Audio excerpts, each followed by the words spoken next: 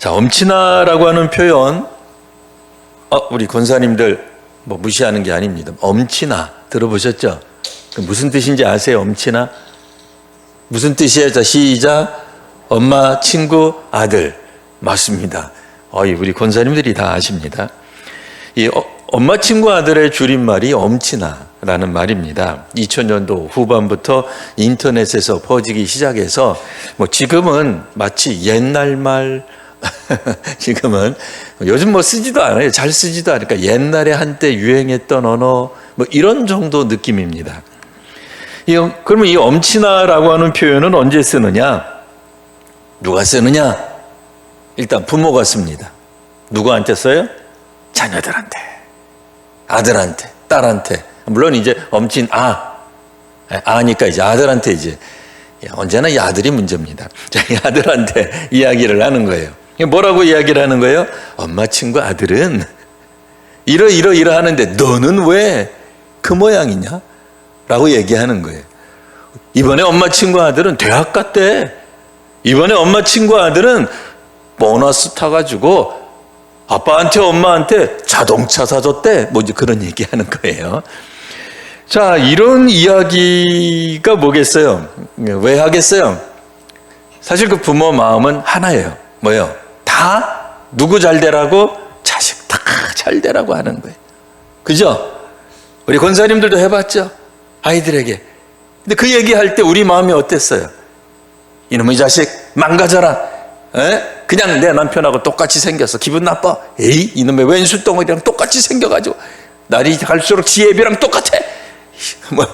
그러면서 그런 분노를 가지고 이야기한 게 아니고 사실은 뭐예요? 나 사실 너 잘 되라고. 너 왜 그렇게 공부 안 하니? 너 그렇게 왜 학교에서 망나니처럼 구니? 기왕 대학 갔으면, 기왕 고등학교 갔으면 조금 더 그런 이야기 하려고 한 거지, 잘 되라고 한 거지 잘못 되라고 이야기하는 부모 한 명도 없을 거예요. 근데 이제 문제는 뭐예요? 이 엄친아가 왜 나오느냐? 대부분 사람들이 이구동성으로 이야기합니다. 왜 이런 말을 쓰느냐? 그러니까 부모한테 물어보면 잘 되라고, 자극을 주려고, 동기부여를 하려고 하는 거예요. 그런데 학자들이나 전문가들이 볼 때는 이거 문제가 있어요. 특별히 부모의 내면적 결핍, 자녀에 대한 비존중이 결합됐을 때 아주 파괴적인 결과를 낳는다는 겁니다. 특별히 부모의 불안과 불만이 투영될 때가 있어요. 그러니까 부모 자신이 자기를 존중 못하는 거죠. 그러니까 이런 말하는 사람들의 특징을 가만히 보면 그 말하는 부모들이 자기 스스로를 존중 못해요. 무슨 얘기예요? 자기 삶에 만족이 안 되는 거예요. 왜? 자기가 생각해 보니까 내가 고등학교 때, 내가 옛날에 내가 청소년기에 안 그랬더라면 내가 이 꼴 이 모양 안 살 텐데 하는 생각이 있는 거예요. 그래서 이번에만큼은 내가 이 자식만큼은 내가 가졌던 억울함, 한, 가난 물려주지 말아야지. 그러면 어떻게 해야 돼? 자식이 공부해야지, 열심히 해야지, 잘해야지, 빨리 일어나야지. 허튼데 눈 돌리면 안 되지 라는 생각을 하게 되는 거죠. 근데 사실은 누구 문제예요? 부모 문제예요. 사실은 그 말하는 자기가 문제인 거예요. 옛날 자기를 생각해 보니까 딱 지금 그 자식 같거든. 큰일 났어요. 발등에 불 떨어졌어요. 자기 보는 것 같아. 그러니까 견딜 수 없는 거예요. 그래서 자식에게 사랑을 담아 뭐라고 얘기해요? 엄마, 친구, 아들은 말이지 하고 얘기하는 거예요. 그러니 자신이 이루지 못한 꿈과 욕망을 자녀에게 투영하는 거죠. 이 과도한 기대와 압박이 결국 자녀는 어떻게 되겠어요? 그 과도한 기대와 압박, 자녀의 역량, 자녀의 능력과는 상관이 없는 거예요. 능력, 그럼 조금 기분 나쁠 수 있죠. 자녀가 갖고 있는 개성, 그가 가지고 있는 그 인격과 다른 거예요. 그걸 자꾸 요구하는 거예요. 너는 왜 그렇게 수줍니? 사람들 앞에 가서는 활발하게 얘기해야지. 왜 너 마음속에만 있는 거야? 요즘은 MBTI가 있어서 그나마 다행이죠. 걔는 알고 봤더니 트리플 I 뭐 그런 거 있잖아요. 내성 중에서도 왕내성이. 그런데 걔한테 얘기하는 거예요. 너 세상에서 성공하려면 그렇게 살면 안 된다. 너 외향적으로 살아야지. 에? 라고 이야기를 하는 거예요. 자기도 못했으면서 애한테 자꾸 얘기하는 거예요. 그리고 만족을 모르는 태도로 자녀를 대합니다. 그러니까 자녀가 실제로는 성과를 냈어요. 60등 하다가 50등 했어요. 그럼 박수 쳐줘야 되는 거 아니에요? 칭찬해야죠. 근데 우리 목표는 어디가 있어요? 전교 1등. 의대 가는 거, 법대 가는 거, 거기에 있거든. 그러니까 전교 1등으로도 모자라. 도해서 1등을 해야 돼. 뭐 이런 정도 아주 그냥 드높은, 아니, 그게 그 목표가 잘못된 겁니까? 잘못된 거 아니잖아요. 그렇죠. 근데 그런 이야기들을 자녀에게 이야기했을 때 나는 아무리 노력해도 인정받을 수가 없구나. 자녀는 무력감에 그리고 상실감에 자존감이 낮아지는 경험을 하게 될 겁니다. 자녀의 개성과 노력을 무시하면서 부모가 자녀를 독립적인 인격체로 존중하지 않을 때에 이 엄친아라고 하는 말은 자녀의 존재 자체를 부정하는 아주 강력한, 사실은 부정적인 무기가 됩니다. 그러니까 비교하고 비난을 계속 반복하는 거예요. 너는 왜 엄친아처럼 되지 못하니? 옆에 교회는 이런 거 한다는데 너는 왜 못하니? 옆에 구에서는 이런 거 한다는데 왜 우리 구청장은 이런 거 못합니까? 이런 직접적 비난을 하게 되는 거죠. 그러니 자녀는 그가 갖고 있는 개성, 관심사 존중받지 못합니다. 뭘 해야 돼요? 항상 남을 따라가야 돼요. 부모가 정한 혹은 회중들이 정한 기준에 맞춰 살아야 된다는 압박감에 결국은 자기 인생, 자기의 개성도 잃어버리고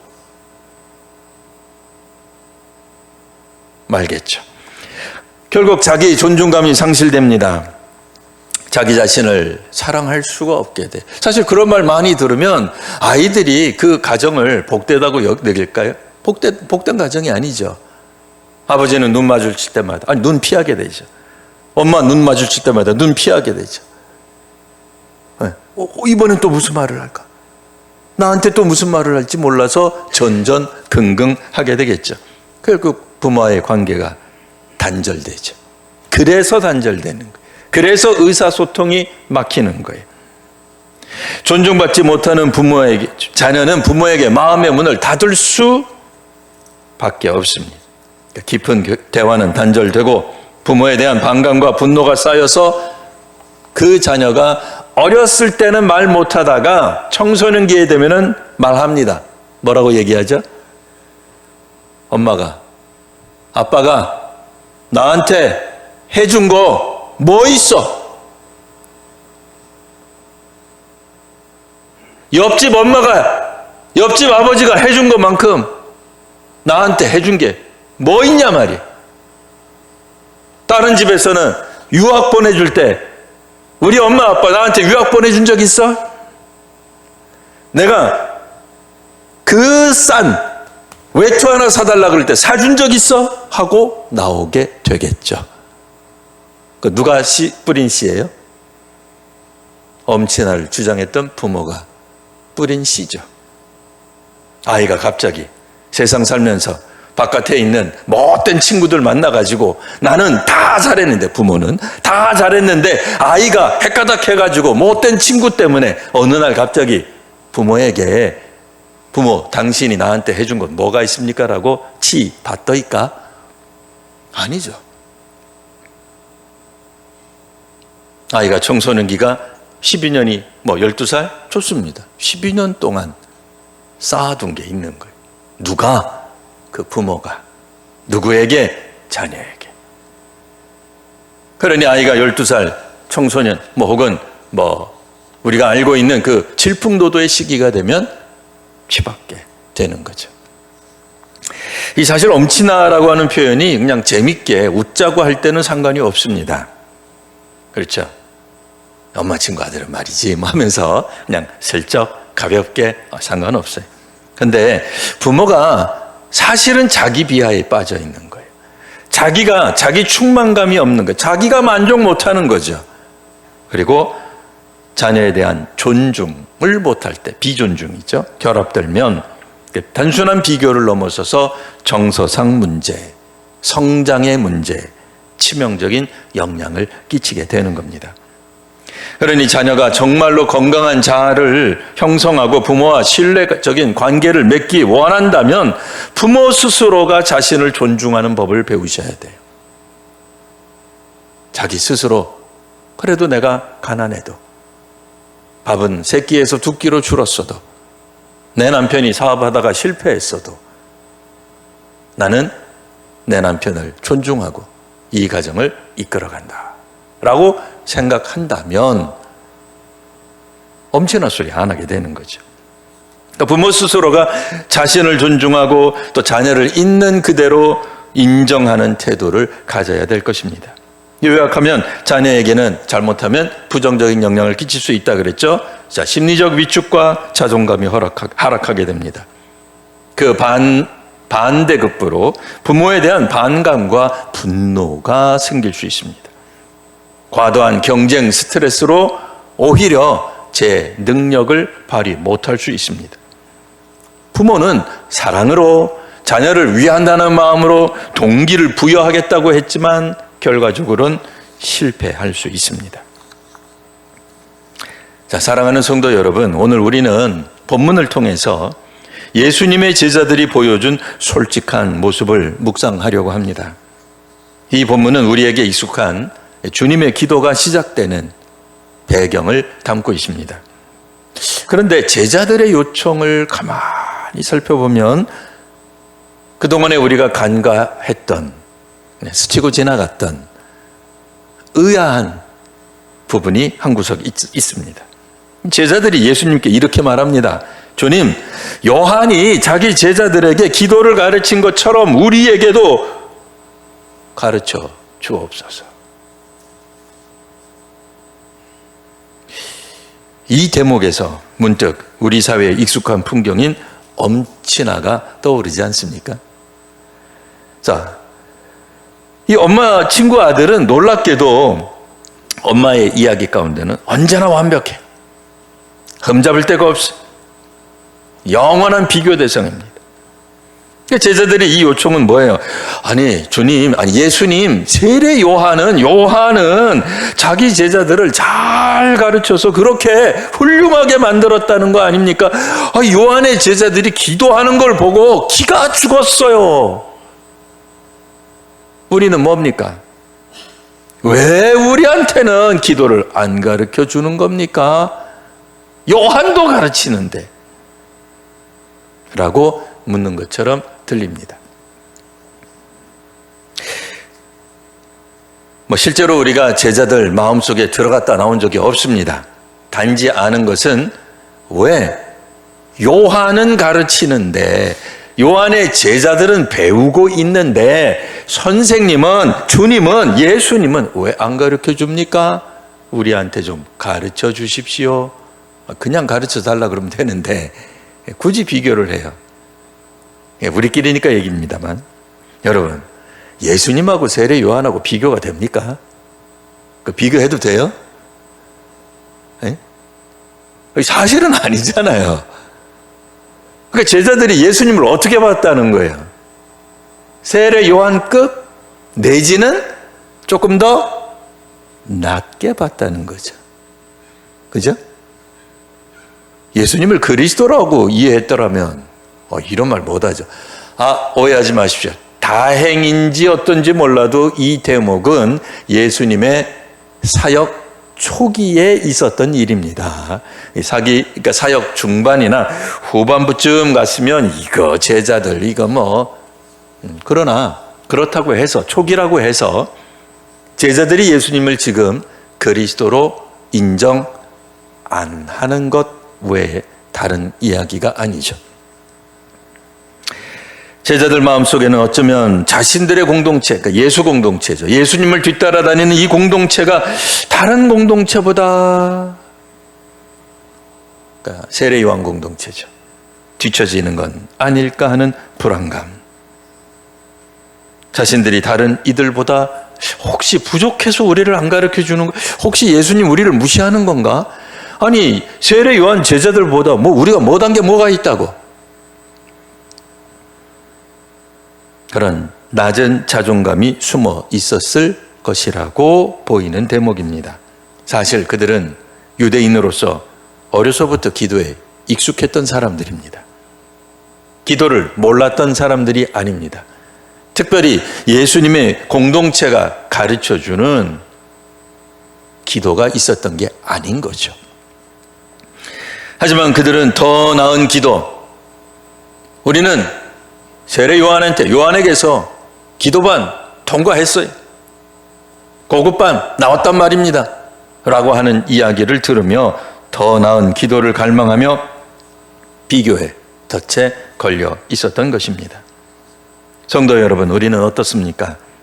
우리는 종종 다른 사람, 다른 나라, 다른 교회와 자신을 비교하며 살아갑니다.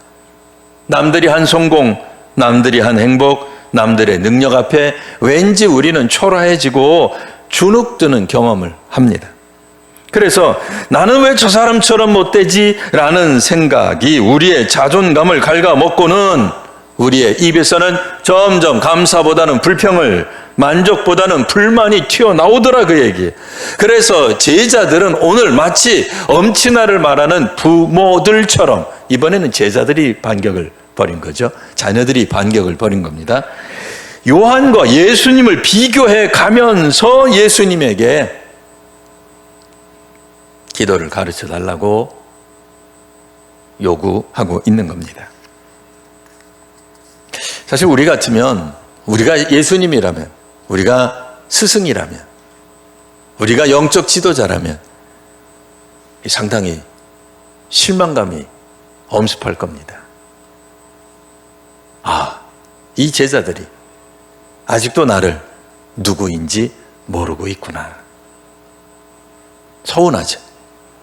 답답하죠. 이들이 누구예요? 12명이라니까요.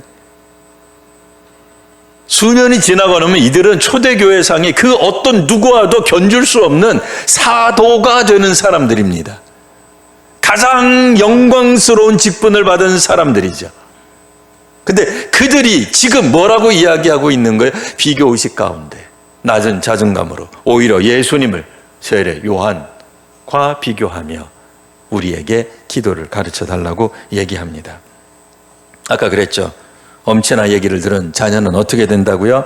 부모를 원망하고 분노하게 된다 그랬잖아요. 하지만 예수님은 그와 같은 제자들에게 결코 실망하거나 꾸짖거나 분노하지 않으셨습니다. 예수님은 그들 내면 깊숙이 자리 잡아 있는 낮은 자존감, 또 비교하는 의식, 열등 의식을 꿰뚫어 보시고 그들에게 정말로 필요했던 기도가 뭔지를 가르쳐 주시는 거예요.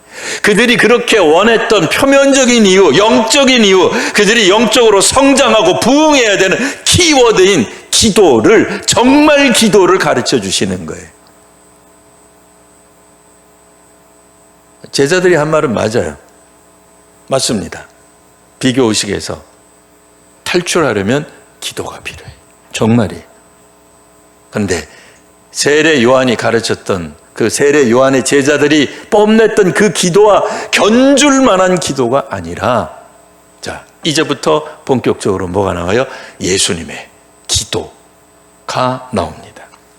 첫 번째로, 하늘에 계신 우리 아버지요, 시작되는 주님의 기도는 우리가 하나님의 자녀임을 선포합니다. 따라해 보겠습니다. 우리는 하나님의 자녀입니다. 아멘. 누구하고도 비교할 수 없는 거예요. 아니, 비교해도 돼요. 비교하세요. 비교하세요. 대통령의 아들, 딸, 어우, 굉장하죠. 재벌 3세, 4세, 어우, 굉장하죠. 정치 2, 3세, 어우, 굉장하죠. 대형 교회, 몇 대째 목사 되고 몇 대째 장로 되는 그 교회 수천 명, 수만 명 모이는 교회 장로 되고 권사 된 사람하고 우리 비교해 보면 한없이 쪼그라들어요. 왜요? 그들이 우리를 척 쳐다보면서 얘기합니다. 너 그렇게 작은 교회에서 장로했는데 우리 교회 오면은 장로? 안수 집사도 못돼. 뭐 이러고 진짜 얘기하는 희한한 분들이 있어요.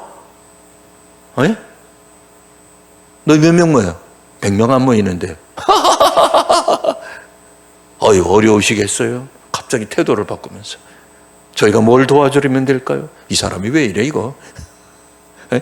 거룩한 미소를 지으면서 100여 명밖에 안 모이는 불쌍한 교회 쳐다보듯 한단 말이에요. 그 교회 목사다 그러면 그 교회 교육 목사만도 못하게 봐요. 원별. 그 사람들이 자존감이 낮은 거예요. 자기 교회가 크다고. 아니 큰데 자기가 출석하는 거지. 그죠? 네?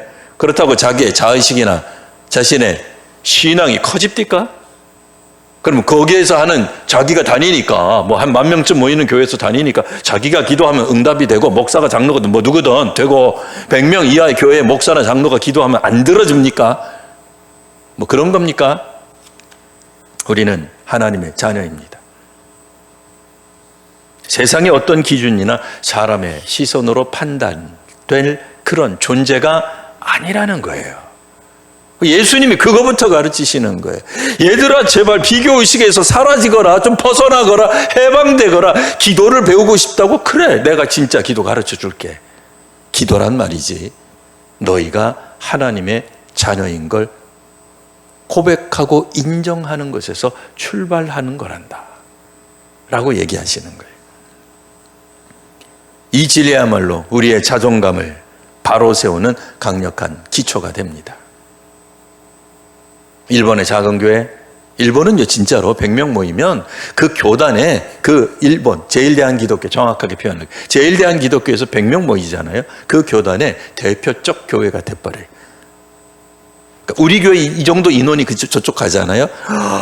저쪽에는 막 자질하죠. 네. 귀하다고 생각해. 잘한다고 생각해. 대형교회라고 생각해. 한국에서는 100여 명밖에 안 모이면 뭐라고 생각해요? 아까 그랬잖아요. 10,000명 모이는 교회 가면 이러고 쳐다보는 거예요. 아이고, 이러고 쳐다봐요. 네? 아니에요. 왜 그래요 도대체? 네? 그게 어디 성경적이에요? 그게 어디 신학적이에요? 어느 교단도 그렇게 가르치지 않을 거예요. 근데 스스로 비교의식에 빠지면 그렇게 되는 거죠. 두 번째로 이름이 거룩히 여김을 받으시오며 우리 성경에 있는 그대로입니다. 나라가 임하옵시며 뜻이 하늘에서 이루어진 것 같이 땅에서도 이루어지이다. 자, 뜻이 하늘에서 이루어진 것 같이. 자, 우리의 시선을 자신과 비교의 대상으로부터 어디로 돌려요? 하나님께로 향하게 합니다. 우리의 초점은 내가 얼마나 가졌느냐, 무엇을 가졌느냐, 무엇을 이루어졌느냐가 아니라 하나님의 영광, 하나님의 나라가 이 땅에 임하는 것입니다. 그래서 기도할 때 뭐라고 기도해요? 뜻이 하늘에서 이루어진 것 같이 땅에서도 이루어지이다. 뭐가? 하나님의 이름이 거룩히 여김을 받으십시오가 우리 교회의 기도의 존재 혹은 목표다. 그에게 기도 아무리 잘해도 말이 아무리 수려하고 화려해도 사람들의 마음을 뭐 들었다 놨다 움직였다 감동받고 눈물 쏟고 콧물 쏟아도 기도가 하나님의 이름을 높이는 데 있지 않으면, 하나님의 이름을 거룩히 여기지 않는다면 아무 소용없어요. 나라가 임하옵시며 하나님 나라가 임하는 거예요. 자, 그러니 우리의 시선이 하나님께 고정된다면 세상에서의 비교는 뭐 얼마나 헛되겠습니까? 그래도 비교하시겠다 그러면 여의도에 가서 세계에서 제일 큰 교회랑 비교해 보십시오. 항상 우리는 절망감 느낄 거예요. 그죠? 여의도에 있는 단일교회. 한때 80만 명이 모였어요. 그 교회가 우리 교단에서 80만 명 모이는 교회가 없어요. 말로는 10만 명 이상 모인다는 교회에 있는데 실제로 가보면 출석이 최대치가 한 2만 명이던가 뭐 그래요. 그것도 엄청난 거죠, 사실. 이거 뭐 너무 쉽게 얘기한 거죠. 2만 명. 우리는 하는데, 예? 근데 80만 명 모였던, 출석했던 교회랑 비교하면, 그건 뭐 허접한 교회죠. 그 교회 목사들은 뭐 하는 거예요? 그 교회 항정직은 뭐 하는 거예요? 예? 그렇게 좋은 곳에서, 그렇게 좋은 땅에서, 그렇게 좋은 환경 속에서, 겨우 2만 몇백개 못 모인 거예요? 60년대 그 교회 개척할 때 여의도는 가기 정말 힘들었어요. 한 번 가려면 얼마나 힘들어요. 그렇게 따지기 시작하면 이 뭐가 되겠어요? 전 세계 교회가 여의도 교회랑 비교하면서 우리는 왜 이렇게 밖에 못 모이나? 뭐 자책하기 시작하면 답이 없죠. 세 번째로, 오늘 우리에게 일용할 양식을 주시옵고 우리가 우리에게 죄 지은 자를 사하여 준 것 같이 우리 죄를 사하여 주시옵고 우리를 시험에 들게 하지 마옵시고 다만 악에서 구하옵소서 라고 기도하라고 가르쳐 주십니다. 뭐겠어요? 안 믿는 사람들이 들으면 이거 정말 기독교 매력 없는 이 공동체예요. 왜요? 우리에게 일용할 양식을, 네가 이래 왜 일도 안 하면서 일용할 양식을 달라 그래? 교회는 도대체 뭐 하는 집단이야? 이해가 안 돼요. 그렇죠? 여러분, 예수 처음 믿었던 분들 믿을 때 그 걸림돌 되지 않았어요? 아니, 지가 공부하지 뭐 교회에서 뭐 대입 놓고 기도하고 그거 왜 그러는 거예요, 그거? 에? 그러면 그 지네 교회 애들만 다 대입 들어가고 그러면 다른 종교 가던 애들은 그럼 대학교 못 들어가라는 건 뭐야? 뭐 우리 별 생각 다 했어. 이렇게 신의존적, 종교의존적인 사람들이 무슨 큰 일을 하겠다고 라고 생각하는데 예수님은 여기에 정면으로 도전하시죠. 겸손한 의존성을 우리에게 가르쳐 주십니다. 일용할 양식을 주시옵고 우리가 죄 지은 자를 사하여 준 것 같이 우리 죄도 용서해 주시고 우리를 시험에 좀 들게 하지 마시고 악에서도 구해 주십시오. 이 얼마나 나약한 인간의 모습입니까? 아니, 예수 믿고 강해진다면서요, 교회 다니면 능력을 받는다면서요, 강건해진다면서요, 죽은 자도 되살린다는 기독교가 뭐 이런 희말이 없는, 매갈이 없는 기도를, 그것도 그 종교의 뭐 창시자라고 하면 좀 이상하지만 안 믿는 사람들이 볼 때는 창시자에 해당하는 예수께서 제자들을 가르치신 기도문의 핵심이라고요? 네, 맞습니다. 우리는 의존해야 하는 사람들입니다. 모든 것을 스스로 할 수 있는 존재가 아닙니다. 매일의 양식이 필요한 사람들입니다. 용서가 필요한 사람들입니다. 우리가 용서했으니 하나님 이제 나한테, 예수님 나한테 용서해 줄만 하죠 라고 하는 소위 말하는 티켓을 가지고 죽게 내미는 게 아니에요. 그게 그렇게 읽히셨습니까? 내가 용서한 것만큼, 하나님 저 이번에 3번 용서했어요. 저 3번 용서해 주셔야 돼요. 면죄부 가지고 나가자는 얘기가 아니에요. 이 기도를 할 때마다 우리가 얼마나 다른 사람 용서 못하는지 알아라, 그 얘기예요. 주기도문 하면서 멀쩡하게 기도하는 사람 다 가짜예요. 사실은 그렇게 기도할 수 없어요. 주기도문 암송할 때마다 우리의 부족함이 너무나 드러나요. 권사님이 여기 서실 때마다 떨린다 그랬죠. 예, 맞아요. 주기도문 할 때마다 떨리셔야 그게 정상이에요. 벌벌 떠셔야 돼요. 우리 그렇게 용서하는 사람들 아닙니다. 우리 악에, 죄에 쉽게 넘어지는 사람입니다. 왜 이거 인정 안 하십니까? 마치 우리는 죄나 악은 우리의 한 점에 1점에 터럭도 없는 것처럼 다른 사람 비난하고 꼬집고 평가하고 지적질하고 속이 시원하죠. 내가 정의로워진 것 같죠? 공의로운 것 같죠? 그게 바로 사탄이 원하는 거예요. 주께서 뭐라고 말씀하세요? 3번째 꼭지, 겸손한 의존성을 가져라. 우리는 유혹으로부터 보호받아야 될 사실은 연약한 존재라는 거예요. 그러니 이러한 고백을 통해 우리의 부족함을 인정하고, 그러면 우리가 부족하다고 얘기한다고 해서 우리의 가치가 떨어집니까? 자존감이 떨어집니까? 예수 믿어도 별거 없구나라고 떨어지게 됩니까? 세례 요한의 제자들은 나가가지고 그냥 번쩍 손을 들고 기도하는데, 우리 예수 믿는 사람들은 그냥 골방에 가서 그리고 주기도만 하는 꼬락서니가 보기가 안쓰러우십니까?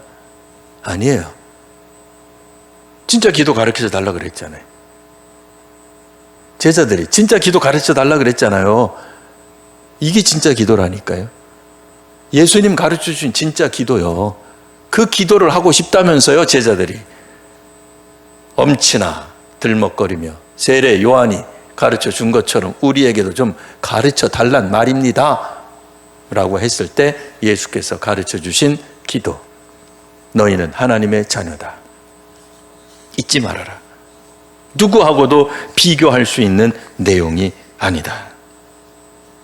그리고 아버지의 이름이 거룩히 여김을 받는 것이고 아버지의 나라가 임하는 것이고 뜻이 하늘에서 이루어진 것처럼 땅에서도 이루어지기를 위해 간구하거라. 하나님의 뜻이 지배하는, 하나님이 먼저 앞서시는, 그게 신앙이요, 그게 기도예요. 우리가 그렇게 안 해도 되겠죠? 맞습니다. 그렇게 안 해도 되죠. 근데 그게 기도라는 거예요. 세 번째로, 겸손히 의존할 줄 알아야 한다. 오늘 우리도 암송했습니다. 뭐라고요? 아무것도 염려하지 말고, 아무것도 염려하지 말고 다만 모든 일에 기도와 간구로 너희 구할 것을 감사함으로 하나님께 아뢰라. 하나님께 아뢰라고 얘기하죠. 하늘을 향한, 하나님께 향한 이 전적인 의존성이 뭐예요? 믿음이에요. 이게 믿음이에요. 이게 신앙입니다.